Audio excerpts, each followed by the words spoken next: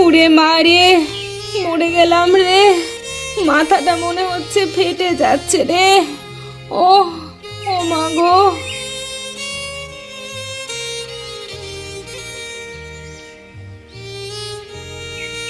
এ কি গিন্নি, হঠাৎ করে তোমার আবার কি হলো?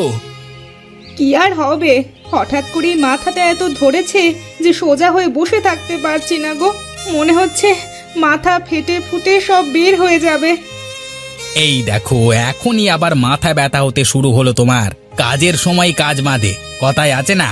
আসলে আমার কপালটাই খারাপ। এত কথা না বলে আমার জন্য একটু বিনুদার কাছে গিয়ে ওষুধ করেও তো নিয়ে আসতে পারো নাকি? হ্যাঁ, ওই তো, একটু থেকে একটু কিছু হলেই তো বিনুদার ওষুধ না খেলে তোমার চলেই না। বেশ, তুমি একটু অপেক্ষা করো, আমি তোমার জন্য বিনুদার থেকে ওষুধ নিয়ে আসছি।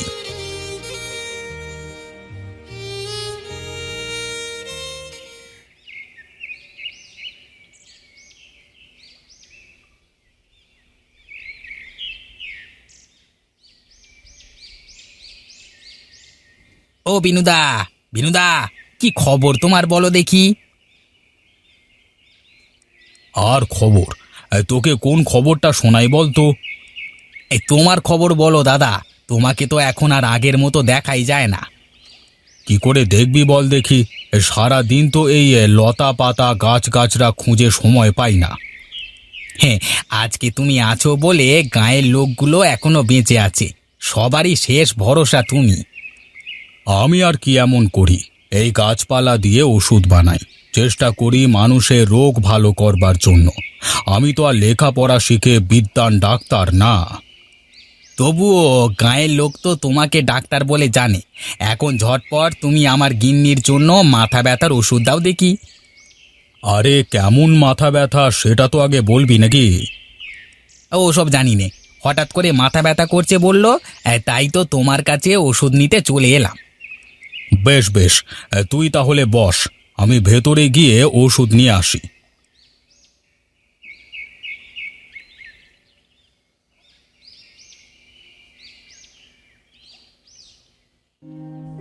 আচ্ছা মা, তোমার কি খুব খারাপ লাগছে? আমি তোমার মাথা টিপে দেব? না রে মা, তোর বাবা ওষুধ আনতে গেছে, এক্ষুনি চলে আসবে। ওষুধ খেলেই আমি ভালো হয়ে যাব। জানো মা, তোমার কিছু হলে মনে হয় আমি আর বাবা খুব একা হয়ে যাই। আসলে তুমিই তো আমাদের সব। আমি জানি রে মা, কিন্তু তোর বাবা তো মাঝে মধ্যে সব ভুলেই যায়।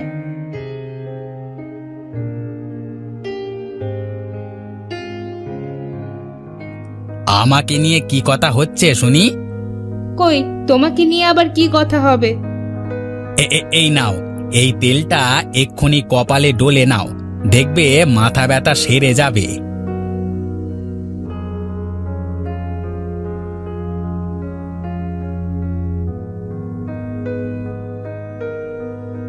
এখন কেমন লাগছে বলো দেখি? আহ, শান্তি শান্তি শান্তি। এতক্ষণ মাথাটা ভার হয়েছিল, এখন কেমন পাতলা হয়ে গেল। মা, এবার তাহলে তুমি আমার পুতুলটা বানিয়ে দাও না। ওসব পুতুল টুতুল পরে বানাবো রে মা, এখন যে অনেক কাজ করতে হবে। ক্ষেত থেকে ফসল তুলে আনলাম, এখন যে সেগুলো ঘরে তুলতে হবে মা। আমার যে আবার কালকে থেকে কাজে যেতে হবে। না না না, আগে আমার পুতুল বানিয়ে দিতে হবে, তা না হলে আমি তোমাদের কাউকে কাজ করতে দেব না। বেশ বেশ, ঠিক আছে মা, আগে তোর পুতুল বানিয়ে দেব, তারপরে কাজ করব। এই, তুমি যাও বাইরে গিয়ে ওগুলো গুছাও, আমি আসতেছি। তুমি আমার লক্ষ্মী মা। তুমি বসো, আমি কাপড়গুলো নিয়ে আসি।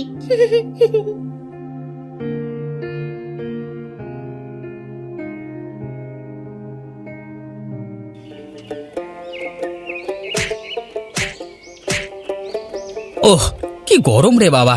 এই গরমের ভেতরে কি কাজবাজ করবার মতো অবস্থা আছে গিন্নি? মনে হচ্ছে পা থেকে মাথা অবধি সব ঘেমে ভিজে যাচ্ছে। কোনো উপায় তো নেই গো, এ কাজ তো আর কেউ করে দেবে না আমাদের। হ্যাঁ হ্যাঁ, দ্রুত হাত চালাও, বেশিক্ষণ এভাবে কাজ করলে দুজনই যে অসুস্থ হয়ে পড়ব। আমার আবার কালকে থেকে কাজ শুরু, কাজে না গেলে দল থেকে বাদ দিয়ে দেবে। তুমি এক কাজ করো, একটু ঠান্ডায় বসে জিরিয়ে নাও, একটু পানি খেয়ে আসো, আমি ততক্ষণ একাই করছি। না না, একটু হাত চালাও, দুজনে একসাথে করলে তাড়াতাড়ি হয়ে যাবে।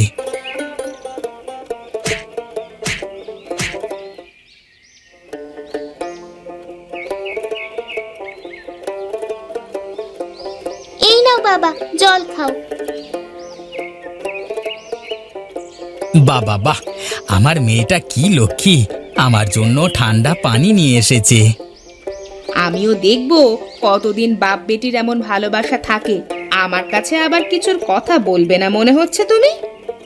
দেখেছো তো বাবা, মা সব সময় আমাকে আর তোমাকে নিয়ে হিংসে করে। আহা, করতে দাও না মা, কে আমাদের দেখে হিংসে করলো তাতে আমার বই গেল।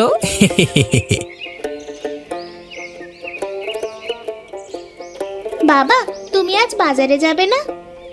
হ্যাঁ রে মা, যাবো তো। কেন, তোমার জন্য কি কিছু আনতে হবে মা? বাবা, আমার না খুব মিষ্টি খেতে ইচ্ছে করছে, তাই বললাম তুমি যদি বাজারে যাও তাহলে আমার জন্য দুটো মিষ্টি নিয়ে আসবে। মাকে বলো না কিন্তু, মা শুনলে আবার আমাকে চোখ দেখাবে। ঠিক আছে মা, আমি বাজার থেকে ফেরবার সময় তোমার জন্য মিষ্টি নিয়ে আসবো। যাও, এখন তুমি একটু ভেতরে গিয়ে দেখো তো তোমার মা কি করছে।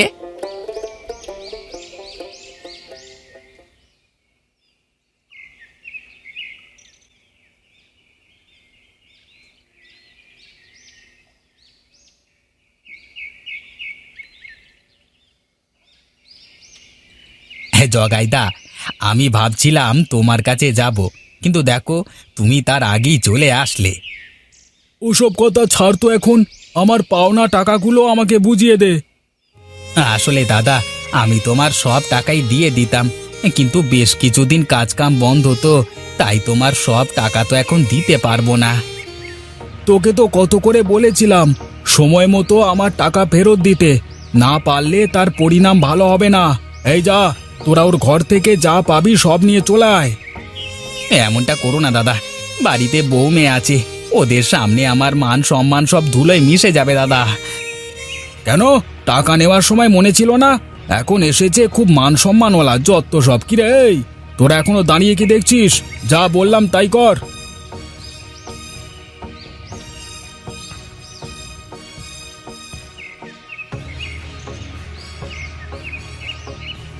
শোন সুধীর, এবারকার মতো ঘরের সব জিনিস নিয়ে গেলাম, পরের বার এসে টাকা না পেলে পুরো ঘরটাই নিয়ে যাব, এই বলে দিলাম। এই চল।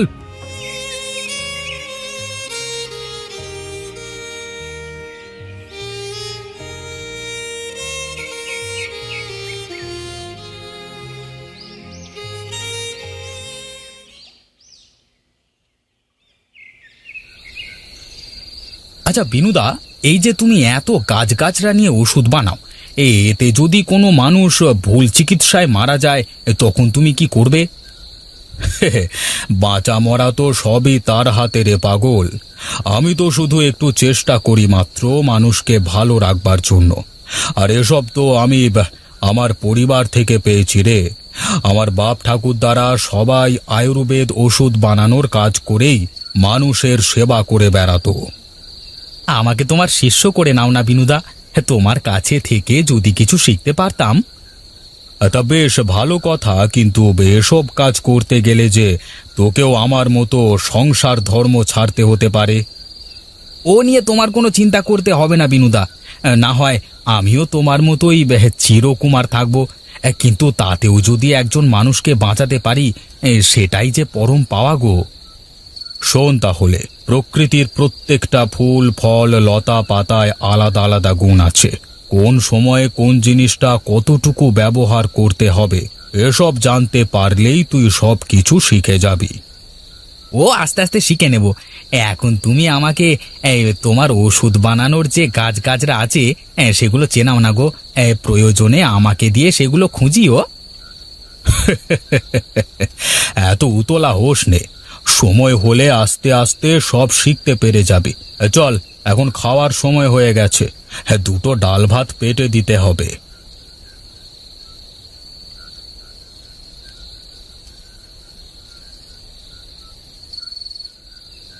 ওগো, আমার তো খুব ভয় হচ্ছে।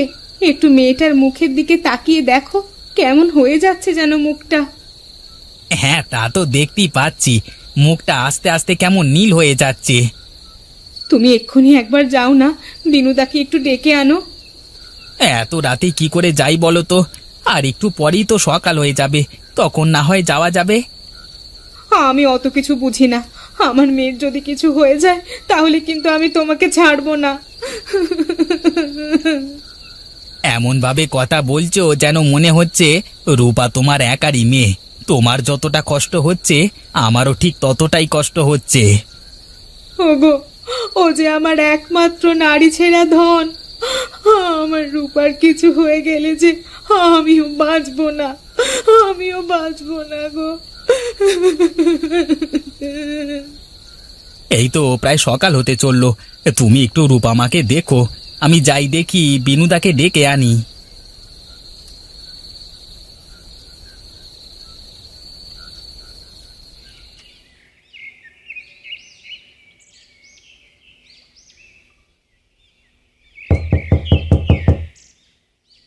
ও বিনুদা, বিনুদা! বিনুদা তো ঘুমাচ্ছে গো। একটু বিনুদাকে ডেকে দাও না গো, আমার মেয়েটা খুব অসুস্থ, রাত থেকে বিছানায় পড়ে আছে। ঠিক আছে, তুমি একটু দাঁড়াও, আমি এক্ষুনি ডেকে দিচ্ছি।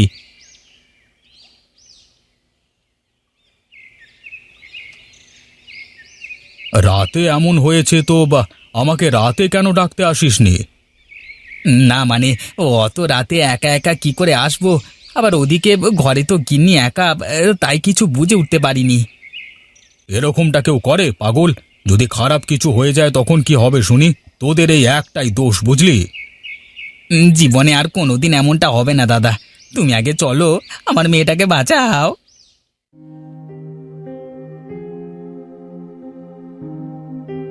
সর্বনাশ! এ কি করে হলো? এ পুরো শরীর তো একদম নীল হয়ে গেছে। হ্যাঁ গো দাদা, আমিও তো তোমাকে তাই বলতে যাচ্ছিলাম, কিন্তু এমনটা শুধু কোনো বিষের কারণেই হতে পারে। ওকে কি কাল রাতে এমন কিছু খেতে দিয়েছিলে যে যা খেলে এমন কিছু হতে পারে? সত্যি বলতে দাদা, ঘরে চাল ডাল কিছুই নেই। ঘরের চালে একটা বড় লাল কুমড়ো ছিল, সেটাই রান্না করে দিয়েছিলাম। সেই একই রান্না কি তোমরা দুজনেও খেয়েছিলে? হ্যাঁ দাদা, আমরা সবাই মিলে খেয়েছি। জগাইদা আমার বাড়ির সবকিছু নিয়ে গেছে, কোনো উপায় না পেয়ে কালকে রাতে।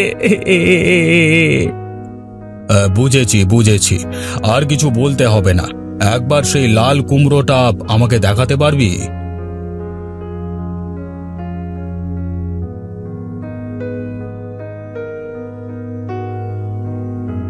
ও আচ্ছা, তাহলে এই ব্যাপার। চিন্তার কোনো কারণ নেই, আমি দেখছি।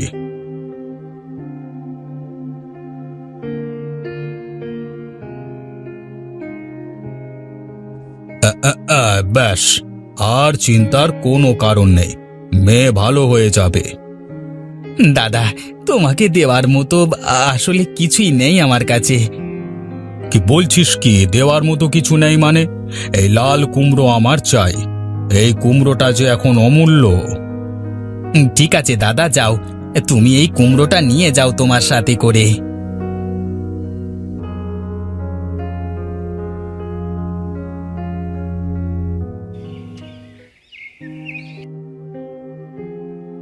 আচ্ছা বিনুদা, তুমি এই বিষাক্ত কুমড়ো দিয়ে কি করবে শুনি? এটা এখন আর কোনো সাধারণ কুমড়ো নয় রে। দেখ, ওরা তো তিনজনই খেয়েছিল, কিন্তু সমস্যা শুধু মেয়েটার কেন হলো? আসলেই তো বিষয়টা ভাববার বিষয়। আসল কারণ হলো এই লাল কুমড়োটার বয়স অনেক, আর এটা সম্পূর্ণ পোক্ত হয়ে এক প্রকার ঔষধি ফল হয়ে গেছে। এই কুমড়ো দিয়ে এখন অনেক রকম রোগের ওষুধ বানানো যাবে। তার মানে এই লাল কুমড়োটার মাত্রাতিরিক্ত খাওয়ার কারণে রূপামা অসুস্থ হয়ে পড়েছে? আসলে তাও না, এই লাল কুমড়ো তার ভেষজি গুণে পূর্ণ। বয়সের তুলনায় বেশি পরিমাণ খাওয়ায় তা বিষ হয়ে পুরো শরীরে আক্রমণ করেছে। দেখলি না শরীরটা কেমন বিষের মতো নীল হয়েছিল? তবে এই বিষে কারো মৃত্যু হয় না। তার মানে যে কোনো ওষুধ যদি মানুষ তার প্রয়োজনের অতিরিক্ত গ্রহণ করে তাহলে সেটা বিষ হয়ে যায়? হ্যাঁ রে, কিন্তু মানুষ সেটা বুঝতে পারে না। আস্তে আস্তে মানুষ আবার অসুস্থ হয়ে পড়ে, কিন্তু কিসের কারণে কি হয় তা কিন্তু তারা বুঝতে পারে না। তাই আমাদের সকলের উচিত সঠিক রোগের জন্য সঠিক ওষুধ খাওয়া, আর পরিমাণ মতো খাওয়া। একটা লাল কুমড়োতে যে এমন হতে পারে তা না দেখলে তো বুঝতেই পারতাম না দাদা। শুধু এই কুমড়ো না, গাছগাছড়ার ওষুধ খেয়ে অনেক কঠিন রোগ সেরে যায়, কিন্তু ভুলভাল ওষুধ খেলে আবার মানুষ কিন্তু মরেও যায়। আসলেই এটা ভাববার বিষয় দাদা।